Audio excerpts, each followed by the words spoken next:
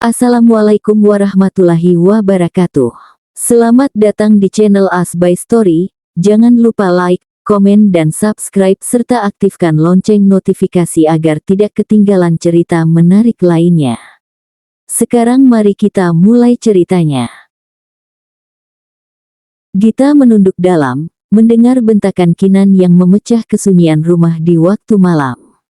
Pria blasteran itu menunjuk-nunjuk ke arah Gita yang sekarang terlihat lelah. Tapi Kinan tak akan goyah, meskipun orang yang dihadapinya itu sudah capek karena berkali-kali kena marah. Kamu ingin membuat anak saya sakit karena makan es. Entar kalau giginya rusak gimana? Pak, tadi saya sudah pastikan Faro gosok gigi kok Pak. Kan saya sudah bilang dari tadi. Gita bersikukuh dengan keyakinannya jika gigi Faro tak akan rusak, tapi laki-laki itu tetap tak mau membuat Gita bebas dari semua keresahannya yang terlalu overprotektif. Kalau dia demam dan pilek bagaimana? Saya tak mau anak saya kenapa-kenapa karena kecerobohan kamu ini. Saya nggak paham dengan kepala kamu itu dibuat dari apa sih? Saya pernah marahin kamu loh soal ini sebelumnya tapi kamu nggak paham-paham juga. Bodoh amat sih.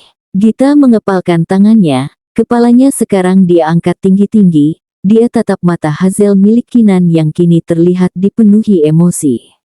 Keberanian Gita sepertinya sudah memanjat-manjat karena terlalu seringnya dimarahi majikannya ini. Kita lihat saja Pak, apakah entar Faro akan sakit atau tidak. Kalau dia sakit Bapak potong gaji saya untuk pengobatan dan perawatannya. Oh iya Pak. Terima kasih untuk hari ini, saya harus pulang, karena jam kerja saya sudah berakhir dari tadi. Ingin sekali rasanya Gita menerobos tubuh tinggi yang menghalangi langkahnya kini. Tapi tak semudah itu karena Kinan juga sudah sigap untuk mencegah Gita pergi. Kamu kalau ingin membuktikan jika Faro baik-baik saja seharusnya kamu tidur di sini dong. Temani anak saya tidur sampai besok pagi. Biar kamu bisa jadi jaminan kalau entar anak saya sakit atau bagaimana. Gita menghela napasnya. Begitu berat cobaan hidupnya mendapatkan majikan yang rewelnya ampun-ampunan seperti Kinan dan anaknya. Tapi sudahlah, dia putuskan untuk mengalah. Tubuhnya itu sudah lelah, waktu juga telah lewat pukul 8 malam. Dia akan mengabarkan pada orang rumahnya jika dia tak pulang dan tak usah menyiapkan makan malam. Gita membaringkan tubuhnya tepat di sebelah Alvaro di ranjang queen size. Anak kecil itu tidur mepet ke dinding mendengarkan Gita membacakan buku cerita bergambarnya sambil menguap-nguap. Gadis itu lelah selelah-lelahnya. Lelah fisik dan batin juga tentunya. Lengkap. Gita, kalau kancilnya sudah berhasil melewati buaya, dia terus ke mana lagi? Ke hutan Faro, dia cari makan lagi. Dia makan apa Gita? Hoam, Gita kembali menguap. Kantuknya masih mengganggu kesadarannya. Buaya. Lah terus kenapa kancil nggak makan aja buayanya? Kenapa harus menipu buaya Gita untuk melewati sungai? Soalnya buaya itu tampan, mapan, menawan dan bikin ketagihan. Gita menutup matanya dan kesadarannya benar-benar sudah terpejam. Sepertinya pemikirannya sebentar ini bercabang-cabang, antara buaya pada dongeng dan sosok laki-laki buaya yang merupakan tunangannya sendiri. Gita, besok aku janji nggak akan bawa lagi stik es krimnya pulang, biar nggak ketahuan ayah kalau aku makan es krim. Tapi esok beliin es krim lagi ya Gita. Gita sudah mendengkur, tak bisa menanggapi Alvaro yang sedang mengucapkan permintaannya. Bocah kecil itu sepertinya sudah sedikit paham arti pengorbanan Gita demi mengabulkan keinginan terlarangnya agar terpenuhi. Dia peluk naninya dengan satu tangan mungilnya, lalu mereka terlelap sampai pagi menjemput besok hari. Sudah 36 jam Gita di rumah majikannya ini, Sabtu siang berlangsung seperti biasa. Kerjaannya dari pagi hari juga seperti rutinitas yang tak jauh bedanya dari 2 minggu sebelumnya. Mulai dari memandikan Alvaro di pagi hari, menyuapinya sarapan, menemaninya belajar dan bermain, Tapi yang sedikit berbeda adalah tuan rumah juga ikut serta ambil bagian dengan tujuan mengetahui perkembangan anak semata wayangnya hari ini. Jarang-jarang karena biasanya Kinan selalu pergi untuk menyenangkan dirinya sendiri di hari libur pegawai seperti saat ini, baik itu memancing atau main tenis bersama teman-teman yang sekantor dengannya di instansi yang mengurusi perikanan milik pemerintah daerah. Gita, kamu akan menikah dalam waktu dekat ini. Gita yang sedang mengaduk susu formula untuk Alvaro langsung menghentikan gerakan sendoknya di dalam gelas. Majikannya itu ternyata menyusulnya dari kamar Alvaro sampai ke meja makan. Dengan orang yang ngambil kesucian kamu. Belum sempat Gita menjawab, Kinan sudah memberondolnya dengan pertanyaan lanjutan yang menyinggung perasaannya. Bukan urusan Bapak, ucap Gita singkat. Lah kok bukan urusan saya berhak tahu dong kapan kamu nikah, biar saya tahu kapan memberhentikan kamu jadi pengasuh anak saya di rumah ini. Kesabaran Gita benar-benar diuji. Setelah memastikan Alvaro baik-baik saja, ternyata belum cukup membuat bapak-bapak ini berhenti mengganggunya hari ini.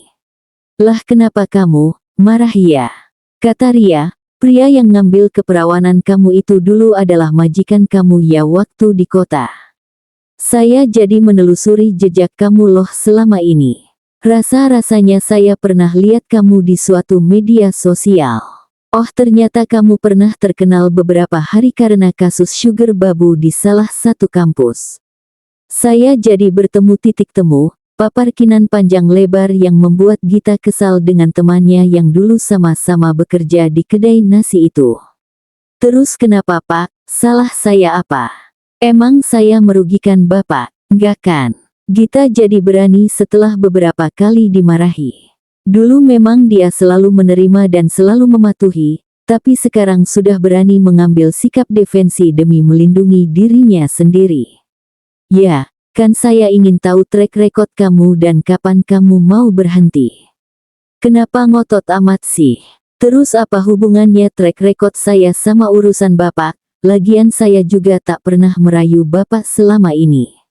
Heran deh sama Bapak. Semakin tinggi suara Gita diikuti dengan semakin mendekatnya Kinan dari posisinya berdiri.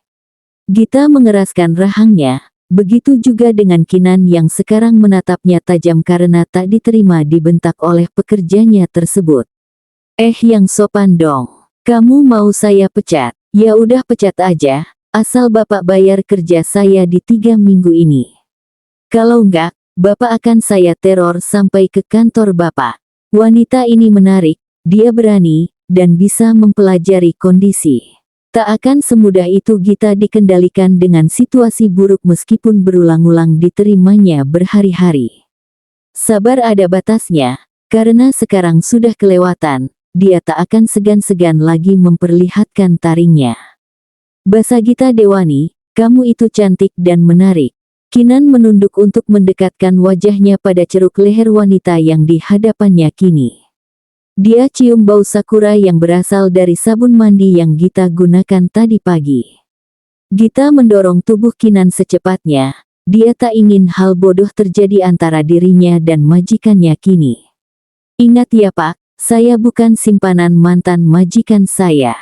Kami bersama karena kami saling mencintai bukan karena dia membayar saya dengan hartanya. Bapak tidak bisa merendahkan saya dengan cara seperti ini. Gita mendorong tubuh Kinan sekuat tenaga, laki-laki itu terdorong ke belakang lalu tertawa dan pergi begitu saja tanpa ada pun kalimat balasan. Sekarang, napas Gita tak beraturan, dia teruskan mengaduk susu formula itu untuk diserahkan pada anak majikannya tersebut. Moodnya sudah berantakan tapi dia paksakan bersikap profesional. Jangan sampai dia terbawa-bawa kekesalannya tersebut terhadap Alvaro yang sudah menantinya untuk belajar menggambar. Senja turun dengan indah, jingganya masuk melalui kaca jendela di kamar ini. Menyinari Gita dan Alvaro yang masih asik mewarnai sambil berdiskusi apa warna yang pantas untuk gambar pemandangan tersebut. Sebenarnya bukan keahlian Gita dalam bidang seni ini. Tapi demi melihat anak majikannya itu bisa antusias dan tak lagi buas, Gita lakukan yang terbaik untuk memberi pengajaran dalam bidang yang sepertinya Alvaro sukai. Wanita itu sedang senang apalagi semenjak Kinan tak lagi menunjukkan batang hidungnya. Entah kemana majikannya itu pergi, tapi yang pasti ketidakberadaannya tersebut itu menjadi berkah.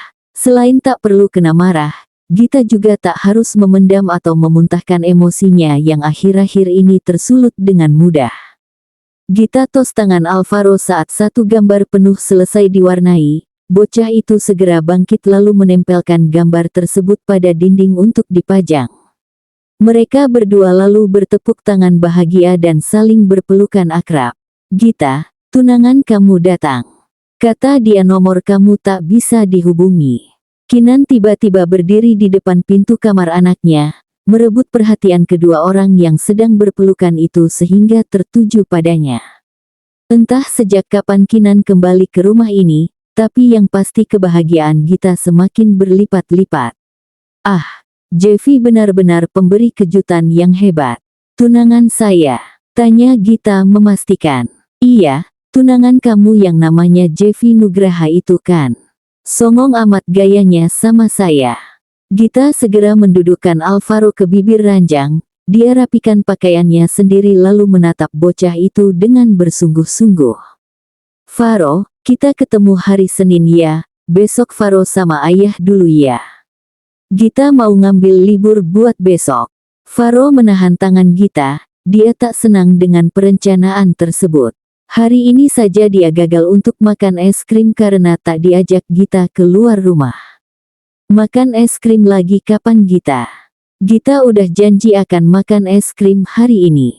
"Ah, Faro, anak ini terlalu polos untuk tahu jika nasib naninya itu akan terancam karena permintaannya."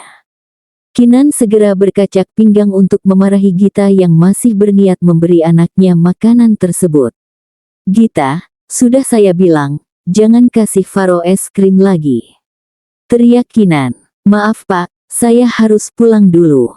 Hari kerja saya sudah habis, dan saya ingin ngambil jatah libur besok ya Pak." "Oh iya, Faro kita bertemu lagi Senin ya." Gita lalu mengecup puncak kepala anak tersebut. Anak itu menguatkan pelukannya ke tangan Gita, dia tak mau berpisah saat mereka sedang seru-serunya. "Sabar ya sayang, Gita butuh istirahat dulu. Entar Senin kita main lagi ya." Faro tiba-tiba memekik sambil melempar-lempar barang yang ada di tempat tidurnya. Hufet anak itu lagi-lagi tak bisa dikendalikan. Gita segera memeluk Faro untuk menenangkannya, meskipun dia kembali menerima pukulan bertubi-tubi dari bocah kecil tersebut. Kinan akhirnya turun tangan, rasa empatinya mulai tersentuh melihat bagaimana perjuangan Gita menangani anaknya yang barbarnya sudah kelewatan. "Sudah Gita, sana kamu pulang. Kembali ke sini pagi Senin jam 6. Sana. Jangan lupa tutup pintu dan gerbangnya, sebelum berangkat sama tunanganmu itu." "Baik Pak, terima kasih. Saya permisi, Faro Gita pulang dulu ya." Alvaro sudah berpindah pelukan, Gita lalu melambai ke anak kecil yang sedang tantrum itu. Gita kemasi barang-barangnya lalu pergi keluar rumah untuk menemui kekasihnya yang sudah menunggu. "Lu betah kerja sama dia karena dia lebih ganteng dibanding gue kan Git? Kalau gue tahu dia seganteng itu, gue nggak bakal doain lu bisa bertahan di sana." Jeffy menyambut Gita dengan muka masam. Senyum wanita itu langsung pudar menanggapi tuduhan tersebut. "Om, kok ngomongnya gitu? Om udah makan atau belum? Lu kenapa nggak matiin HP lu dari tadi malam? Lu nginap di rumah ini ngapain sama majikan lu itu Git? Jangan selingkuh ya lu." Gita menggenggam tangan Jeffy, dia tak ingin ribut di depan rumah majikannya seperti saat ini. "Om, kita omongin baik-baik ya di tempat lain. Jangan di sini. Malu Om." Jeffy menghempaskan genggaman Gita dari tangannya. Dia tersulut emosi karena cemburu buta. "Lu suka duda itu ya? Kata lu dia tua, lah paling umurnya juga nggak jauh di atas gue. Sialan tahu nggak sih lu Git? Gimana gue bisa tenang lu kerja di tempat dia dengan seragam lu yang ngepas badan kayak gini? Jeffy perhatikan seragam Gita dengan seksama. Sebenarnya pakaian itu cukup tertutup dengan celana panjang dan atasan yang punya lengan sampai siku. Tapi aset Gita cukup menonjol depan belakang karena pakaian itu cukup ketat di tubuhnya yang sintal. Om, nanti Gita jelasin ya di tempat yang sepi. Gita nggak mungkin mengkhianati Om. Muka Jeffy yang tampan benar-benar berubah menakutkan. Dia langkahkan kakinya duluan untuk menghindari jalan beriringan. Satu kata yang dapat menjelaskan keadaan Gita saat ini, sial. Ia sial dalam memacari seorang laki-laki buaya yang selalu ingin menang sendiri, kekanak-kanakan, posesif, tanpa berkaca dengan dosa-dosanya di masa lalu yang sering mempermainkan banyak wanita. Git, siapa dia? Gita yang baru memasuki kamar hotel harus siap menjawab semuanya. Jangan sampai tuan muda ini tiba-tiba kembali memperpanjang perkara sehingga nasib hubungan mereka berdua harus dipertaruhkan. Namanya Pak Kinan Sanjaya Om, dia campuran Belanda Jawa, umurnya 41, anaknya Alvaro, dia pegawai sekaligus ngelola bisnis tambak ikan, dia pemarah, dan dia majikan Gita. Gita mengucapkannya dengan sekali tarikan napas. Tapi Jeffy merasa dia belum bebas dari berbagai kecurigaan yang mengganjal di lubuk hatinya. Lu suka dia. Lu mau nikahi dia sebelum lu nikahi gue. Ya Tuhan, sekarang Gita menyesal dengan segala bualannya mengenai duda yang mau dengannya dan akan menjadi suaminya yang pertama. Om, Gita cuman bercanda Om mengenai itu, jangan marah ya. Gita menghampiri Jeffy yang duduk di bibir ranjang. Sekarang membujuk pria ini tak ada bedanya dengan membujuk bocah 4,5 tahun yang bernama Alvaro. Iya ya Om, jangan marah ya, Gita cinta sama Om, kita jangan berantem ya, Gita udah sering dimarahin Pak Kinan, Gita juga stres Om. Gita perhatikan wajah Jeffy yang sekarang ditumbuhi jambang dan kumis yang halus. Lalu diusap wajah tunangannya itu dengan penuh kasih sayang. Janji kalau lu jangan selingkuh sama dia ya. Dan tolong entar kalau gue beliin lu HP baru lu musti terima. Gue ingin lihat muka lu saat gue manggil lu lewat telepon. Jeffy sudah melunak, Gita akhirnya lega. Wanita itu kini memikirkan bagaimana dia menyelundupkan telepon seluler tersebut ke rumahnya, dan bagaimana juga nanti caranya agar Amri tak mencurigainya lagi asal muasal barang yang baru dimilikinya. Om, video call-nya waktu Gita kerja aja ya, kalau Gita udah pulang Gita pakai handphone lama untuk hubungin Om. Gita nggak tahu apa alasan buat jelasin ke adik Gita. Gita nggak mau ditanya macam-macam lagi. Tadi gue udah ke rumah lu kok, tapi cuman ada Cika, dia yang ngasih alamat kalau lu kerja di sini. Dia lalu pergi ngaji, gue ke tempat kerja lu. Entar gue hadapi Amri untuk mengkonfirmasi hubungan kita seperti apa. Gue nggak bisa membiarkan semuanya berlarut-larut. Saatnya kita menunjukkan ke keluarga lu tentang hubungan kita sebenarnya.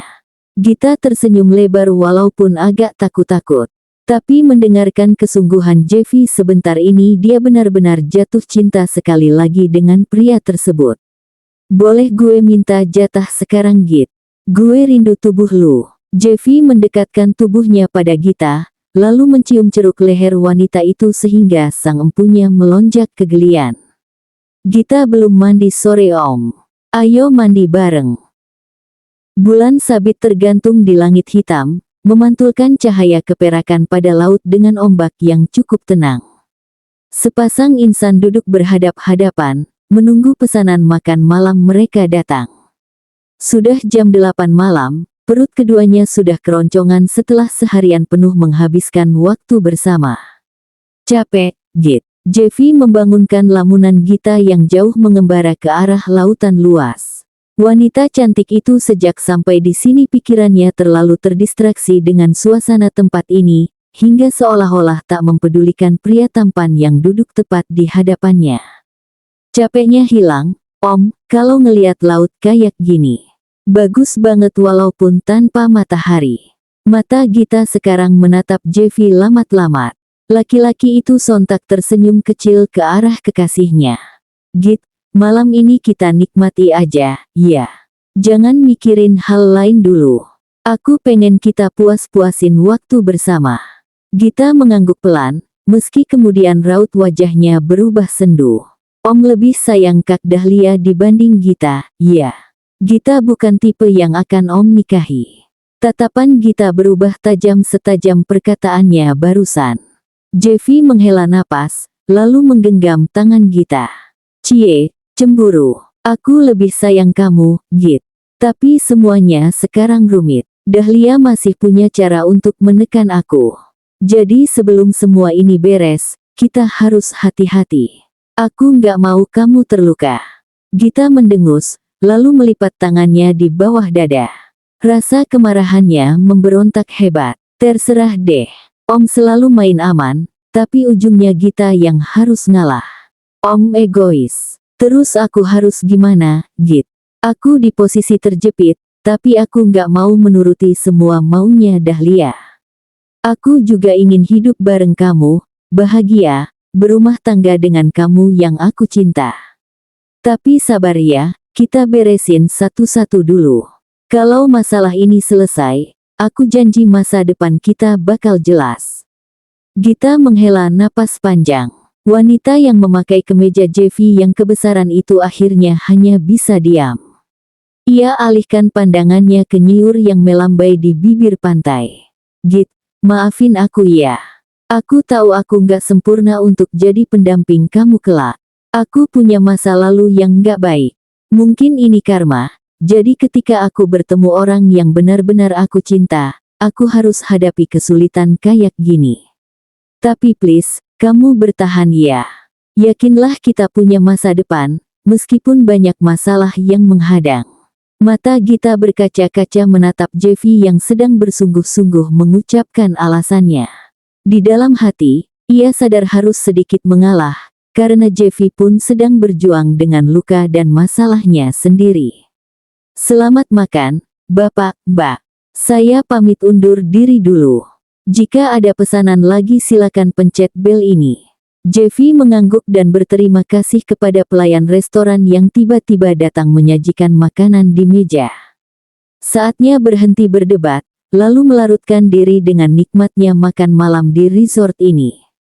Setidaknya, mereka masih bisa menciptakan momen indah yang kelak akan dikenang. Om kenapa beli pakaian kayak gini sih? Emang pakaian kayak gini mau dipakai kemana? Sedangkan pakaian bulan kemarin aja yang talinya diiketin ditekuk, Gita nggak tahu harus pakainya ke acara apa. Takut diliatin pria hidung belang dan nggak ada yang belain entar. Gita menaikkan satu lingerie hitam tinggi-tinggi dengan satu tangannya. Ini lebih parah dibanding pakaian kurang bahan yang pernah dibelikan Jeffy untuknya dulu. Gaun ini menerawang, serat kainnya jarang-jarang, dan ya tentunya sangat menantang. Emang kenapa sayang? Dipakai ya malam ini. Jeffy menghampiri Gita yang sedang membuka bungkusan itu dengan alis yang dipertemukan. Sepertinya wanita itu belum mengerti dengan maksud dan tujuan pakaian dinas malam itu diberikan padanya. Om, ini dipakai saat kita berdua aja kan ya? Bukan buat jalan-jalan. Jeffy sontak tertawa. Gita masih menyisakan kepolosan dalam jiwanya meski di setiap aktivitas ranjang dia sudah semakin jagoan. Emang menurut lu gue bakal rela saat lu diliatin para laki-laki dengan pakaian seseksi itu? Lu cuman milik gue Git. Gue nggak rela bagi-bagi. Cinta dan masa depan yang membuat Jeffy bersikeras untuk datang ke sini. Ke rumah sederhana tempat kediaman calon adik iparnya yang salah satunya bisa saja menjadi batu sandungan untuk hubungannya dengan Gita ke depan. Minggu jam 9 pagi, dua orang itu sudah sampai di dekat pintu rumah tersebut. Salah seorang berinisiatif untuk mengetuk, siapa lagi kalau bukan Jeffy yang kini memakai pakaian batik lengkap dengan celana panjang yang formal seperti pakaian pria yang datang melamar ke rumah keluarga wanita. Tak lama pintu dibuka, ya si kecil Cika yang melakukan hal tersebut. Awalnya bibir gadis kecil itu terkatup karena tak menyangka siapa yang ada di depannya kini. Dia takut jika kakak laki-lakinya akan marah sekali lagi saat mengetahui keberadaan Jeffy yang berkunjung ke rumah ini. Om, ada Kak Amri di rumah, Om entar dimarahi lagi. Kak Gita, kemarin Kak Amri ngutuk-ngutuk kakak karena nggak pulang 1 malam lagi, dia marah-marah. Jeffy tersenyum miring, sedangkan Gita ketakutan sambil menggenggam tangan Jeffy dengan tangannya yang dingin. Sejurus kemudian, laki-laki yang dibicarakan Cika itu sekarang berdiri di antara mereka bertiga. Ngapain Om kesini? Mau membuat Kak Gita menderita lagi ya? Kakak kenapa nggak pulang ke rumah tadi malam? Kata Pak Kinan, kakak dibawa Om Jeffy. Kalian berdua ini kenapa sih? Belum selesai urusan hubungan sugar baby dan sugar daddy antara kalian berdua meski sudah berjauh-jauhan kalian terpisah seperti sekarang. Gita menekur sedangkan Jeffy berusaha membuat keadaan bisa dikendalikan olehnya. Cika masuk ke kamar ya. Ri, kita selesaikan ini di dalam rumah lu. Ini penting. Amri mengiyakan ide Jeffy, lagian tak etis ribut-ribut di luar rumah, meski pria ini bukanlah tamu yang diinginkannya. Cika segera memisahkan diri, sedangkan Jeffy, Gita, dan Amri masuk ke ruangan depan. Duduk bertiga di lantai kayu, tanpa suguhan, dan hanya membicarakan masalah yang penting saja. Ri, gue cinta kakak lu ini. Gue minta izin lu, buat membina hubungan serius dengan dia. Gue pinjam dia kalau gue lagi berkunjung ke desa ini. Sehari 2 harilah, gue akan kabarin, jadi kalau dia nggak pulang lu percayakan saja dia aman bersama gue. Jeffy berbicara itu ringan. Dia agak tenang dari semua kecemasan. Tapi dia tak memperhatikan resiko dari pembicaraannya tersebut. Om gak balikin Kak Gita 2 hari buat apa Om? Lagian apa salahnya Om balikin malamnya, kenapa Kak Gita harus gak pulang? Emang gaya pacaran kalian itu seperti apa sampai gak sempat buat pulang? Ah, begonya Jeffy. Pembicaraannya barusan menjadi bumerang yang siap memutilasi kepercayaan Amri terhadapnya. Gita semakin pucat, takut dengan penolakan yang akan diucapkan oleh adiknya tersebut. Ya, lu nggak perlu tahu juga sih Ri, ini urusan orang dewasa dan ini privasi. Pokoknya kakak lu ini aman bersama gue. Gue akan pulangin lagi dia baik-baik lagu ke rumah saat gue balik ke kota. Amri menepuk bahu Gita yang barusan menekur karena wanita itu tak mau melihat akibat pembicaraan Jeffy yang semakin lama kelihatan semakin mencari masalah. Gita mengangkat wajahnya menatap adiknya, Amri memperhatikannya penuh kecewa. Kakak dulu pernah bilang jika aku nggak boleh jadi Om Jeffy saat aku banyak uang karena menurut kakak Om Jeffy itu brengseknya keterlaluan. Sekarang kenapa kakak malah mau dengan laki-laki seperti ini? Aku berani bertaruh jika nanti kakak hamil karenanya, dia akan pergi meninggalkan kakak dan mencari wanita lain untuk dia kencani. Jeffy bangkit, dia tarik kerah baju Amri dengan ganas. Dia tak terima jika tuduhan itu dialamatkan pada dirinya yang sudah bersungguh-sungguh pada kakak perempuan dari remaja laki-laki ini. Amri menatap tajam, menantang ke bola mata Jeffy yang kini melotot. Laki-laki itu tak akan takut demi menyelamatkan kakaknya itu agar tak salah jalan dengan membina hubungan terlarang. Perpisahan itu menyiksa untuk sepasang manusia yang masih setia dalam posisi tangan berjabat. Duduk berdua sembari menunggu salah seorang di antara mereka memasuki bus yang belum tiba juga di terminal. Bibir wanita itu terkatup rapat, saat melihat jam di pergelangan tangannya bergerak terasa semakin cepat. 10 menit lagi seharusnya bus yang menjemput pria yang dicintainya itu akan datang dan semua penumpangnya akan segera berangkat. Itu artinya waktu perpisahan untuk mereka berdua akan semakin dekat. Om, kabarin Gita ya kalau Om sudah sampai di rumah, jangan lupa ya. Jeffy menatap Gita sendu, senja ini terlalu buruk untuk memulai perjalanan panjang dengan tujuan membuat jarak dengan wanita yang dicintainya itu. Dia usap air mata yang menetesi pipi Gita dengan lembut. Dimanapun gue akan kabarin elu Git, jangan khawatir. Lu jangan buang HP yang gue beliin ini ya. Ini media kita berkomunikasi tiap hari. Dan gue mohon lu jangan nakal sama pria lain selain gue. Jaga diri lu baik-baik, makan yang banyak, pastikan lu sehat sampai kita bertemu entah kapan lagi. Paham. Gita mengangguk mengerti. Sebenarnya rindu adalah tingkat penyiksaan tertinggi saat perpisahan itu terjadi.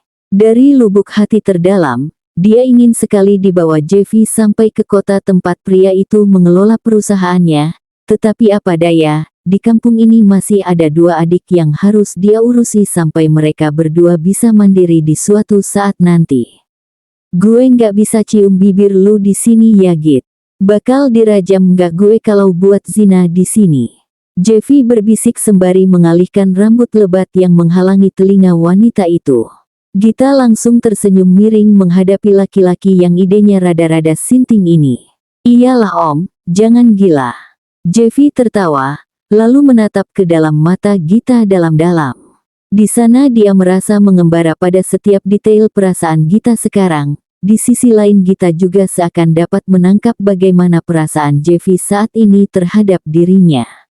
Bisa dipastikan Jeffy akan banyak menekur di bas nanti demi menyembunyikan air matanya yang susah berhenti. Jika di depan Gita dia bisa mengendalikannya demi bisa melihat orang yang dicintainya itu dapat lebih tegar menerima perpisahan mereka yang terpisah ribuan kilometer jaraknya. Semuanya akan baik-baik saja, iya, pasti akan baik-baik saja. Git, gue punya sesuatu buat lu. Pastikan lu nggak patah hati atau sakit hati ke gue ya. Apa om? Jeffy membuka ranselnya, lalu mengeluarkan secarik kertas berwarna merah muda berplastik bening sebagai pembungkusnya. Itu undangan pernikahan seseorang sepertinya. Ini hasil kegagalan lu nikah sama Ashar. Dia akhirnya nikahi anak lulusan pesantren yang namanya Aisyah. Maafin gue ya Git. Lu nggak jadi nikah sama imam impian lu dan malahan lu bareng gue sekarang. Om-om yang dulu selalu lu benci tapi sekarang lu puja-puja saat dia bisa bawa lu ke surga dunia walaupun berakibat lu kehilangan surga akhirat karena kebinalannya yang selalu lu tanggapi dengan mesra. Gita menggigit bibirnya, membaca tulisan yang tertera di kertas itu sekilas. Entah kenapa rasanya dia teramat ikhlas. Mungkin karena pengganti laki-laki yang dulu dipujanya itu adalah seorang Jeffy. Udah nggak ngaruh om, Gita udah berdamai dengan semua itu, kan udah ada om. Walaupun om tak sesempurna Ashar, tapi om sudah bisa bikin Gita bahagia kok, asalkan om nggak suka marah-marah, bentak-bentak, dan mudi aja, ucap Gita jujur. Pinter ya lu ngomentari gue, buruan lu buang tuh undangan itu. Lagian gue nggak datang juga. Gita bangkit lalu melemparkan undangan itu ke tong sampah. Kemudian duduk kembali dengan menggoyangkan kaki dan menggenggam tangan hangat pria tersebut. Tak lama, moncong bas terlihat di depan mata mereka berdua. Ini saatnya Jeffy harus pergi. Laki-laki itu berdiri diikuti Gita yang sekarang dadanya terasa disayati oleh tajamnya belati. Git, gue pergi dulu ya. Lu mesti yakin kita akan bertemu lagi dan suatu saat hubungan kita pasti akan direstui Amri. Gue akan berjuang mematahkan semua praduga buruknya mengenai gue. Gue berangkat ya Gita. Jaga diri lu baik-baik, love you sayang. Perpisahan ini terasa lebih buruk dibanding sebelumnya. Mungkin karena bertemu Amri tadi, mereka berdua menyadari jika laki-laki remaja itu adalah penghalang nyata di dalam hubungan ini.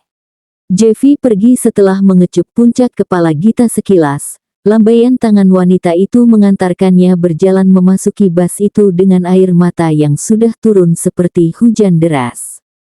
Seolah-olah mengisyaratkan ada waktu yang panjang yang akan menghalangi pertemuan mereka untuk ke depannya lagi. Gita benci Senin, sama seperti para manusia yang terperangkap dalam kesibukan rutin di desa pesisir ini. Bangun lebih pagi, melangkahkan kaki secepat matahari yang bergerak bangkit lebih tinggi, setengah berlari lalu mengetuk gerbang sebelum tuan rumah yang galak tersebut membentak akibat keterlambatannya di pagi ini. Seharusnya masih 15 menit lagi waktu batas masuk kerjanya, tapi laki-laki yang sedang membuka gerbang itu sudah menyambutnya dengan muka masam dan menyeramkan.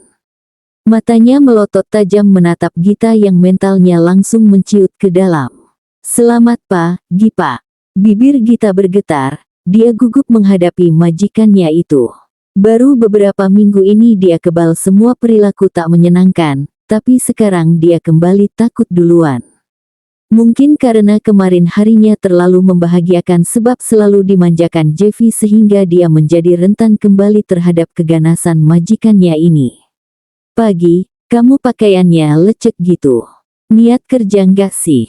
Gita memang tak mencuci pakaiannya setelah terakhir dipakainya saat bersama Jeffy pulang ke rumah kemarin pagi. Beberapa bagian pakaian itu kusut dan juga ada noda krayon di beberapa tempat. "Maaf Pak, pakaian bersih saya juga ada di sini.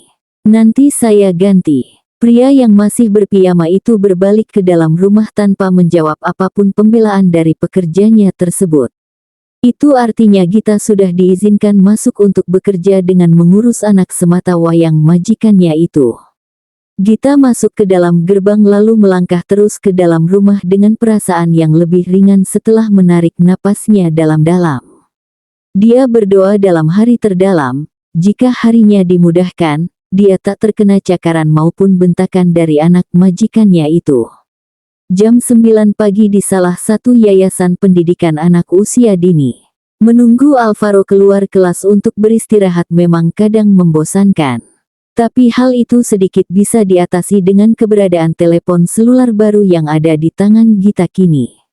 Wanita itu dan Jeffy intensif berkomunikasi sejak mereka berdua berpisah sore kemarin. Apapun mereka bicarakan termasuk beberapa permintaan aneh-aneh Jeffy yang Gita penuhi apalagi kalau bukan urusan birahi.